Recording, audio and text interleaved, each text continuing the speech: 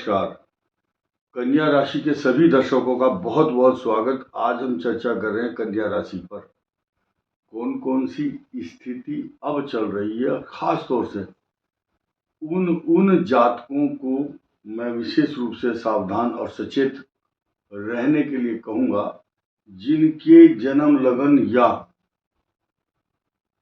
जन्म की राशि से 12th हाउस में पाप ग्रह है, मंगल है, केतु है, सूर्य हो या शनि, ये स्थिति कई करोड़ लोगों की कुंडली में देखने को मिल सकती है।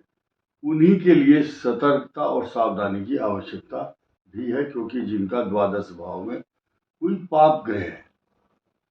अब पाप ग्रह में सूर्य, शनि, मंगल, केतु, राहु, ये सब या युति है, दो ग्रह एक जगह बैठे हैं। अगर एक शुभ ग्रह बैठा एक अशुभ है या पाप ग्रह तो भी एप्लीकेबल है आपके लिए। ये वीडियो उत्तरा फाल्गुनी, हस्त और चित्रा नक्षत्र के लिए है। तीनों को अलर्ट रहने की हिदायत दी जाती है। रिकमेंड करते हैं कि आप अगले कुछ दिनों तक, खास तौर से जब तक 28 जुलाई तक मंगल है, लेकिन ये जो पार्टनरशिप है आपकी, आपका जो जीवन साथी है या जो आपके साथ नौकरी करता है, बिजनेस करता है, ये स्थिति तो शनि के कारण 3 जून 2027 तक रहने वाली है। लेकिन फिलहाल जो बहुत क्रूशियल मोड़ पर, टर्निंग पॉइंट पर कन्या राशि की जो पोजीशन चल रही है, उसके बारे में 28 जुलाई तक अच्छे परिणाम की कल्पना नहीं करना। बहुत सारे लोग क्या बोलते हैं, बोले आप तो हमेशा निगेटिव बताते हो। भाई, जिनको निगेटिव लगता है वो बिल्कुल ना सुने इस बात को। आप स्वतंत्र हैं। एक सेकंड के अंदर, सेकंड लगती है मोबाइल को, वीडियो को एक उंगली लगानी ऊपर को, बढ़ जाओ आगे और मीठी मीठी बड़ी बड़ी सुंदर बातें सुनो लोगों की। हमारी निगेटिव बातें सुनना आवश्यक नहीं है, क्योंकि हम तो निगेटिव बताएंगे। और कड़वी बात हमेशा आज नहीं तो कुछ दिनों के बाद याद आएगी। एक आदमी जंगल में खड़ा हुआ हंस रहा था, आसपास कोई नहीं था उसके, तो आदमी गया एक उसके पास और कहा, भाई तुम जंगल में यहाँ अकेले हंस रहे हो खड़े हुए, क्या बात है? ऐसा क्या क्या बात हुई, अकेले ही हंस रहे हो? बोले, यार क्या बताऊं, कल किसी आदमी ने कोई बात कही थी, वो अब समझ में आई, इसलिए हंसी आ रही है। तो कुछ लोगों की बात बाद में समझ में आती है और फिर फोन भी करते हैं, मैसेज भी, गुरुजी फला फला दिन आपने ये बताया था और वो मेरे साथ हो रहा है।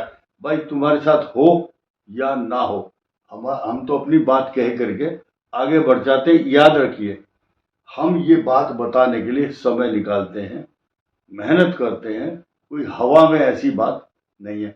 उन लोगों को जिनको बहुत मीठी और मधुर भाषा सुननी है, तो किसी अन्य बहुत अच्छे विद्वान के वीडियो देखिए, ज्यादा अच्छा रहेगा।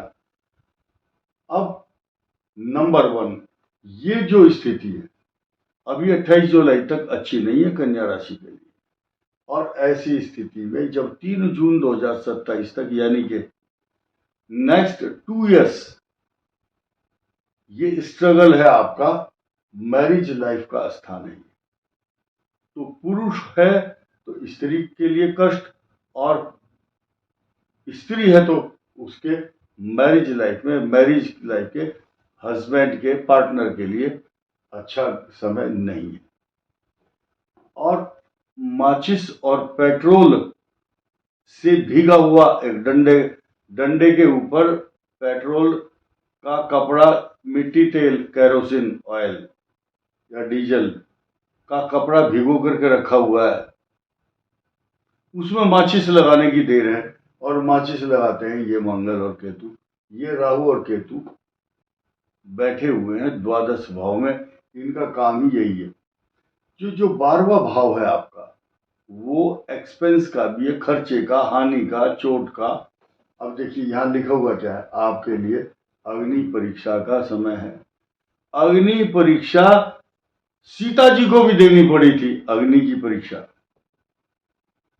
अग्नि का भय। ये पेट्रोल और उसकी बात जो हमने की है, कपड़े की, भीगे हुए की, डंडे के अंदर, फिर माचिस ये अग्नि भय पैदा करता है। मैरिज लाइफ और कैरियर को कुछ ना कुछ स्ट्रगल देता है। देखिए, एक ग्रह ये यहाँ नौकरी, तरक्की, मान सम्मान, पैसा, जायदाद सब कुछ दे रहा है। बुध भी भद्र योग बना रहा है, बहुत स्पेशल योग बन रहा है कन्या राशि के लिए। तो ये बात तो अच्छी लगती है कि भद्र योग है, नौकरी भी है, सम्मान भी है। लेकिन मैं ये मत कहूं कि भाई चोरी हो सकती है, नुकसान हो सकता है, चोट भी लग सकती है, ये पसंद नहीं आएगी। ऐसा सुनना, आपको सुनना है। सुनने के बाद कुछ प्रिकॉशंस, कुछ सावधानियां बरतनी चाहिए। झगड़ा और खर्च पर नियंत्रण, पार्टनर के साथ विवाद या पार्टनर के द्वारा दिया गया धोखा आपको इस ड्यूरेशन में खास तौर से, वैसे तो 21 महीने और बचे हैं जो खास आपको 21 महीने नुकसान देगा, परंतु 3 जून 2027 तक ये जो टर्न है शनि का मीन राशि पर, 3 जून 2027 तक ये बीच बीच में इस प्रकार की जो अशांति वाले जो एपिसोड हैं वो चलेंगे। लेकिन एक नया समीकरण क्या है, ये भाग्य स्थान में जो 29 जून को यहाँ पर पल्लवित और पुष्पित और सुशोभित करने के लिए शुक्र देव यहाँ आएंगे। और 26 जुलाई तक आपने देखा, 26 जुलाई तक ये आपको बहुत भाग्य से रक्षा करने वाला। और एक चीज ध्यान दीजिए, ये जो सबसे खराब पोजीशन है ये रहेगी 28 तक, यानी कि 26 तक तो 29 जून से ये रक्षा करने के लिए यहाँ पहुंच रहे हैं। तो हर आदमी को पहले से ये एक परसेप्शन, एक दृष्टिकोण बनाकर रखना कि नहीं बस जी ये तो खराब हो गया, अग्नि परीक्षा होगी, अब तो कहीं के भी नहीं रहे, ऐसा नहीं है। सकारात्मक भाव से इस वीडियो को देखना चाहिए। अब सकारात्मक भाव क्या है, भाग्य स्थान मजबूत होगा और सूर्य बुध बृहस्पति के कारण आपकी उन्नति में 4 चांद लगाने के लिए ग्रह आ रहे हैं। ये कन्या राशि बड़ी डायनेमिक पर्सनालिटी के रूप में उभरने वाली है। सबसे अच्छी बात क्या है कि देखिए, ये राहु केतु का जो कालसर्प योग बना है, कभी ये राहु केतु आपके लगन और सप्तम में राशि से 180 डिग्री थे, इन्होंने आपको बहुत कष्ट दिया। जब इतना खराब कष्ट आप झेल चुके 1.5 ईयर तक, अब तो ये आपके लिए कुछ भी नहीं है। 1 क्विंटल वजन कम हो चुका है, अब तो मात्र 1 किलो वजन आपके पास है सिर्फ, केवल और केवल ये मंगल केतु का खर्च, नुकसान, व्यर्थ की भागदौड़, अशांति और अनएक्सपेक्टेड खर्चे। देखिए, मोबाइल का खर्चा हो, चाहे बिजली का खर्चा हो, इलेक्ट्रॉनिक अप्लायंसेस का खर्चा हो, या आप तीर्थ यात्राएं कर रहे हो, अर्थात आपका कहीं रेल, जहाज या किस जगह भी यात्रा पर खर्चा हो, आपके वाहन संबंधी खर्चे हो, बैटरी से संबंधित या उसकी गाड़ी के इंजन की समस्या हो, ये तो खर्चा कराएगा। तो कैसे अपने आप को प्रोटेक्ट करना है, 2-3 बातें सुनिए।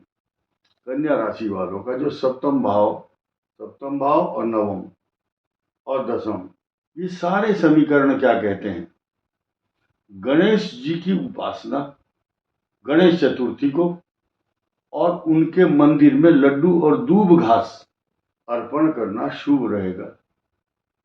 सारे कुल मिलाकर के ओवरऑल 9 ग्रह और 12 भाव, 12 राशियों का 12 × 9, 12 राशि और 9 प्लेनेट, 108 एस्पेक्ट, ये समझाने का प्रयास किया मैंने आपको।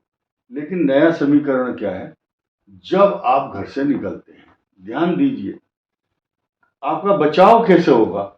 जिनके ग्रह अच्छे चल रहे हैं, उत्तरा फाल्गुनी हस्त चित्रा, इन तीनों के, किसी की राहु की, किसी की बृहस्पति की, शनि और बुध, केतु और शुक्र की वहां दशाएं चल रही हैं। सूर्य की नहीं चल रही होगी, किसी की सूर्य की उनकी चल रही होगी जिनका चित्रा नक्षत्र है, वो भी बहुत कम लोगों की। खैर, तो ये जो दशाएं हैं वो आपके लिए शुभ है। अगर आप घर से निकलते हैं तो ये राशि बताती है, इसका नंबर है 6 और 6 द्विस्वभाव राशि है, डबल माइंडेड। तो इसलिए डबल माइंडेड, दुविधा, कंफ्यूजन में नहीं रहना। दुविधा को दो भागों में बांटना नहीं है, बल्कि एक सूत्र में बांधना है। कैसे बांधना है? एक ग्रंथ है हमारे यहाँ शास्त्रों में, भगवान शिव ने पार्वती को शिक्षा दी है, शिव स्वरोदय, स्वर का उदय। स्वर से, ये जो स्वर है नाक का, ये सांस लेते हैं आप, इनको स्वर कहा गया है।